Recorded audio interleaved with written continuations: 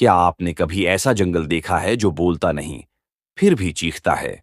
वो जंगल, वो कोठी और वो साया, सब आज भी एक नाम पुकार रहे हैं।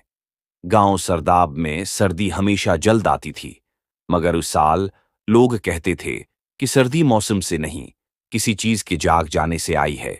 गांव के बीच में एक छोटा सा घर था, जिसमें अयान रहता था, अपनी छोटी बहन हर्रा और बीमार वालदीन के साथ। हर्रा घर की जान थी, उसकी हंसी पूरे घर को रोशन करती थी।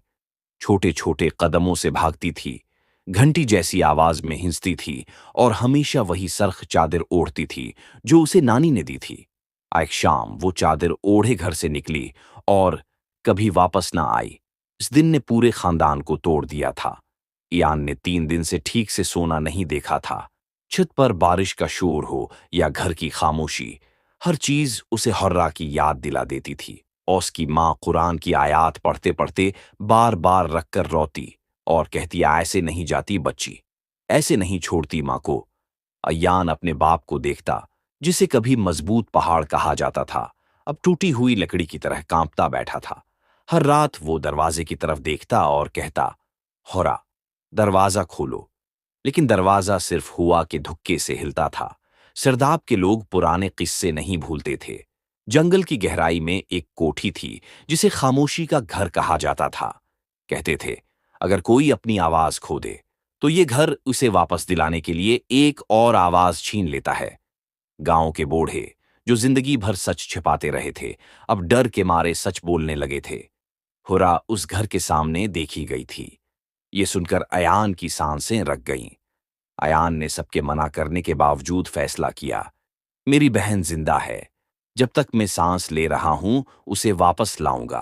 मां ने रोते हुए उसे पकड़ा, लेकिन वो आहिस्ता से उसके हाथ हटाकर बोला, मैंने हुरा से वादा किया था कि कभी उसे अकेला नहीं छोड़ूंगा।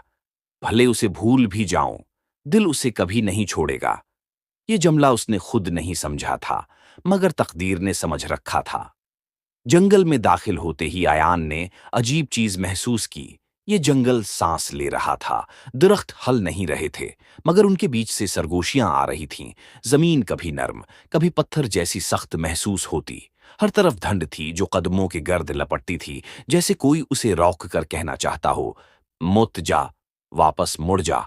मगर अयान नहीं रका। उससे बहन की हंसी, उसका हाथ पकड़ने का अंदाज, उसका भाई कहना, सब याद आ रहा था। और वो चलता गया, आखिरकार वो पहुंच गया। पुराना भागते वक्तों का बोसीदा दरवाजा, शीशे जिनमें इंसान से ज्यादा साया नजर आता और दीवारें जिनमें जैसे कोई दबकर रह रहा हो। दरवाजे पर वही तहरीर, जो अंदर आएगा अपना सबसे कीमती एहसास यहां छोड़ जाएगा, वरना कभी वापस नहीं जा सकेगा। आयान ने कपकपाते हाथों से दरवाजा धकेला। दरवाजा गर्म था, अंदर से जैसे कोई सांस ले रहा हो। अंदर कदम रखते ही कोठी जैसे हरकत करने लगी। फर्श में दुराड़ें बनते, दीवारों पर साए दौड़ते, कहीं दौर किसी की ससकी और कहीं किसी बच्चे की हंसी। ये हंसी हर्रा की हंसी से थोड़ी मिलती थी। आयान के दिल ने जोर से धड़का, हर्रा! ऐसा लगा जैसे उसकी आवाज छत से टकराकर वापस आई हो। और फिर एक कमजोर, डरी हुई, सांस टूटी हुई आवाज, भाई। ये आवाज दुनिया के हर कानून को तोड़ सकती थी। ये हर्रा थी। अयान भागता हुआ एक अंधेरे कमरे में दाखिल हुआ और वहीं रख गया। हर्रा खड़ी थी, सर्ख चादर मेली हो चुकी थी, आंखें खौफ से भरी थीं, होंठ खशक और हाथों में कपकपा रही थी। मगर उसके पीछे एक साया खड़ा था। साया जो इंसान के जिस्म जैसा नहीं, बल्कि खौफ की शक्ल था। धुएं में बना चेहरा, लंबे हाथ और आंखें जो अंधेरे में नांधीरी थीं। साया आगे बढ़ा। बहुत आए अपनी अजीज चीजें लेने, मगर किसी ने चुपकर पूरा नहीं किया। अयान ने चीखते हुए कहा, उसे छोड़ दो। साया हंसा, छोड़ दूं, पहले तो कुछ दे। साया बोला, उसे बचाना है तो अपनी यादें दो, अपनी खुशियां, अपनी हंसी, अपनी पहचान। हुरा चीखी, नहीं भाई, मैं अकेले रह सकती हूं, तुम्हें कुछ नहीं देना। अयान की आंखें नम थीं, मगर हाथ मजबूत। मेरी बहन मेरी वजह से दुनिया में है, और मैं उसे दुनिया से चले जाने नहीं दूंगा। साया करीब आया और लम्हा भर में अयान के जिहन में रखे सब रंग, सब यादें, सब खुशियां, सब अक्स बुझते गए। हीरा के साथ बचपन की तस्वीरें धुंधला गईं। रोने की पहली रात, उसका पहला स्कूल, उसके कहकाए, सर्दियों की रातों में एक ही रिजाई बांटकर सोना, सब खत्म, साया गायब हो गया। आयान गिरा पड़ा था। सांस चल रही थी, मगर रूह जैसे बर्फ हो चुकी थी। हिरा ने उसे सीने से लगाया, रोती हुई बोली, भाई, मुझे देखो, मैं हूं, तुम्हारी हारा। अयान ने आहिस्ता सिर उठाया। आंखों में कहानियां थीं, मगर कोई एक तस्वीर भी नहीं। वो बोला, आप कौन हैं? हुर्रा चीखों में टूट गई। घर लौटने के बाद अयान जिंदा तो था, मगर सिर्फ जिस्म में। वो खिड़की के पास बैठता रहता, बाहर इंधीरे को देखता, जैसे किसी इंतजार में हो। हर रात कहता, मुझे लगता है कोई मुझे पुकारता है, कोई, छोटा सा कोई। हरा अपने कमरे में बैठी सुनती और खामोश रोती रहती, क्योंकि वो कोई वही थी। एक रात हुरा ने प्रेस की जुब खोली। उसमें वो सरख चादर रखी थी, जिसे कोठी से निकाला था।